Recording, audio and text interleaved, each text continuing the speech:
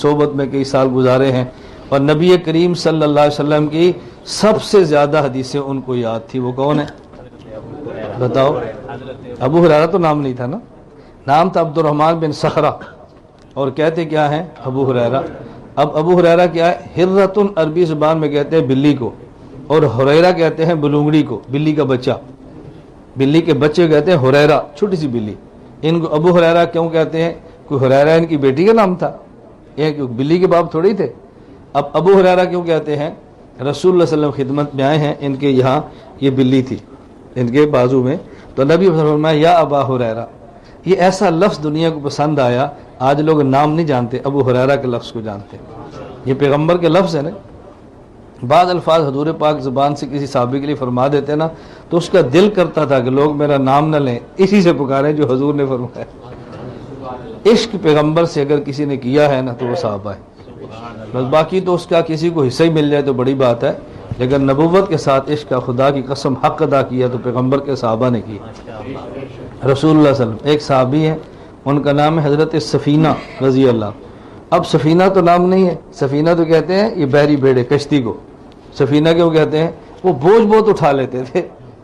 ایک غزوے میں تھے تو بھئی سامان اکٹھا کرو، انہوں نے کہا حضور سارا کپڑے میں ڈالے میں اٹھا لیتا ہوں، تو حضور نے فرمایا ہمارا سفینہ ہے. اس دن سے نام ہی سفینہ پڑ گیا، اصل نام کو جانتے کوئی نہیں. کتابوں میں تو لکھا ہے لیکن عوام میں شہرت نہیں ہے. رسول اللہ صلی اللہ علیہ وسلم کی بیٹی حضرت فاطمہ الزہرا رضی اللہ عنہا، ان کے خامند کا نام کیا تھا؟ حضرت علی، جن کا کنیت ہے ابو تراب. تراب کہتے ہیں مٹی کو، کہ ان کے بیٹے کسی کا نام تراب نہیں ہے، کسی بیٹی کا نام تراب نہیں ہے. پہلے بیٹے کا نام حسن، دوسرے کا نام حسین، تیسرے کا نام، بس علم ختم ہو گیا. ان پڑھ ایسی ہے نا، تو سیدھے پڑھے لکھے ہو نا. اپنا علم دیکھو اور ہمیں ان پڑھ کہتے ہو، پھر سوچا کرو کہ ہم کن کو ان پڑھ کہتے ہیں. یقین کریں کہ مجھے تعجب ہوتا ہے جب لوگ علماء کو ان پڑھ کہتے ہیں. اس لیے میں ایسی ایسی باتیں کرتا رہتا ہوں کہ آپ کو یہ پتہ چلے کہ آپ کتنے صاحب علم ہیں اور آپ کا نالج کتنا وسیع ہے. یہ باتیں سمجھانی چاہیے، یہ بہت ضروری ہوتا ہے سمجھانا. جب آپ کے دماغ میں یہ بات بیٹھ گئی نا کہ آپ کے علماء عالم ہیں اور آپ کچھ نہیں ہیں، میں خدا کی قسم اٹھا کر کہتا ہوں آپ کبھی گمراہ نہیں ہوں. قسم سے بڑی بات کیا ہے. گمراہی کب ہوتی ہے؟ ٹھیک ہے مفتی صاحب نے درس نظامی کیا، ٹھیک ہے مولانا نے کیا، ٹھیک ہے کیا ہے، لیکن میں بھی ان پڑھ تو نہیں ہوں، بیوقوف تو نہیں ہوں، میں نے پی ایچ ڈی کی ہے، ایم اے کی ہے. مجھے آپ کیا سمجھتے ہیں؟ یہ گمراہی کی پہلی سیڑھی ہے. حکیم الامت مولانا شرف علی تھانوی رحمۃ اللہ علیہ نے ایک مرتبہ بیان فرمایا اور بیان کافی علمی اور مشکل تھا. حضرت جب بیان سے فارغ ہوئے عوام کو سمجھ نہیں آیا تو ایک مولانا صاحب بیٹھے تھے اسٹیج پہ، انہوں نے کہا حضرت آپ نے اتنا مشکل بیان فرمایا کہ عوام کو سمجھ نہیں آیا، ایسا بیان کرنے کا کیا فائدہ عوام میں؟ حضرت فرمان لگے سمجھ آ گیا تو اچھا، نہیں سمجھ آیا تو بہت اچھا. اس نے کہا جی ہمیں تو یہ جملہ بھی سمجھ نہیں آیا. بیان سمجھ آ گیا ان کو تو اچھا، نہیں سمجھ آیا تو بہت اچھا. انہوں نے کہا حضرت ہمیں تو آپ کا جملہ بھی سمجھ نہیں آیا. حکیم الامت ہے نا وہ تو، حکیم الامت.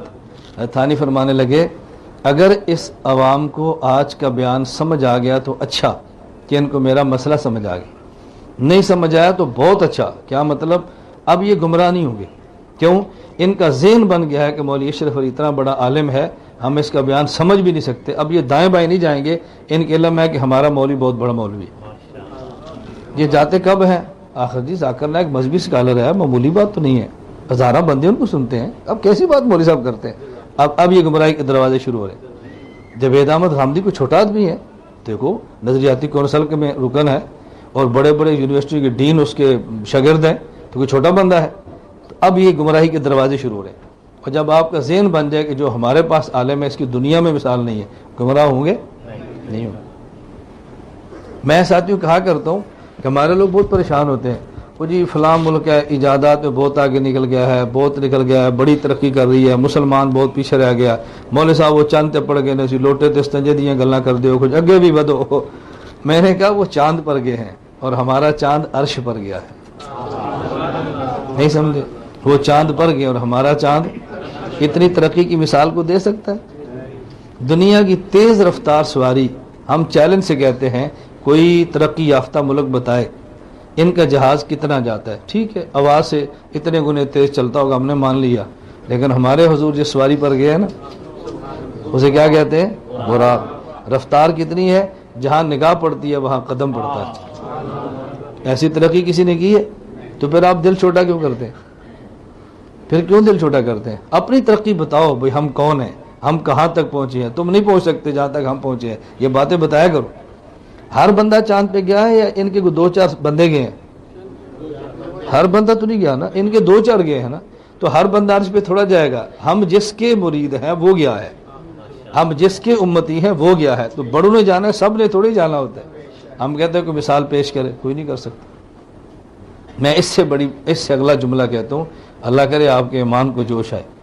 میں یہ بات کہتا ہوں، لوگ کہتے ہیں فلاں چاند پہ گیا ہے، میں کہتا ہوں ہم جس کی امتی ہے چاند اس کے پاس آیا ہے. چاند پہ جانا آسان ہے، چاند کو ٹکڑے کر کے بلانا بہت مشکل ہے. ہمارے پیغمبر نے یہ کچھ کیا ہے، اب تو ہمارا کوئی مقابلہ کر سکتا ہے؟ پھر آپ کیوں دل چھوٹا کرتے؟ کبھی لباس خراب ہو رہا ہے، کبھی شکلیں بگاڑی جا رہی ہیں، کیوں؟ فلاں ایسا ہے، فلاں ایسا ہے. اور بابا کچھ حیا کرو، کس نبی کا لباس ہے ہمارا، کس پیغمبر کے چہرہ ہمارا، ہمیں چہرہ بدلنا چاہیے. کیسی بات کرتے ہیں؟ اس لیے میں عرض کرتا ہوں کہ آپ فیصلے کرو کہ ہم چہرہ حضور والا بنائیں گے. نیت کرتے ہو کہ نہیں؟ نیت تو کرو نا. جن کی داڑھی ہے وہ کہتا ہے عرفان انشاءاللہ، تو اور کنی کی داڑھی لمبی کرنی ہے. انشاءاللہ اتنی کافی ہے. ہم تو ہیں ہی مٹھی والے. ہم داڑھی کتنی رکھتے ہیں؟